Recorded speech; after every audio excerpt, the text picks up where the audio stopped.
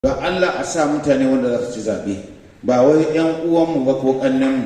Ni dai a wuri na duk ƙannena ma 'yan uwana da suka fito ta tsatsona na ce ba tsayawa, ni da na tsaya ya ishe ku. Saboda haka a yi ƙoƙari musamman ku shugabanni a ƙananan hukumomi, kada ku sa 'yan uwanku, kar ku sa abokanku, kar ku sa wanda kuke kusa wanda za su ci zaɓe. Saboda haka ne kawai za a san ana adalci. Allah ya saka muku da alheri.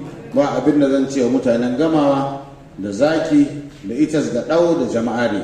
Allah ya ba mu nasara, kuma in ya ba mu nasara mu ɗauki alkawari cewa za mu yi aiki saboda shi, ba don a zuga mu ba don mu yi gwaninta wa kowa ba, sai dai don mu ajiye alkawari, don alkawari kaya ne. Allah mai da ku gidajen ku lafiya, Allah ya sa azumi lafiya, kuma a gaya wa al'ummarmu da sarakunanmu da malamanmu a mana addu'a Allah ya ƙara mana zaman lafiya da ci gaba. Assalamu alaikum.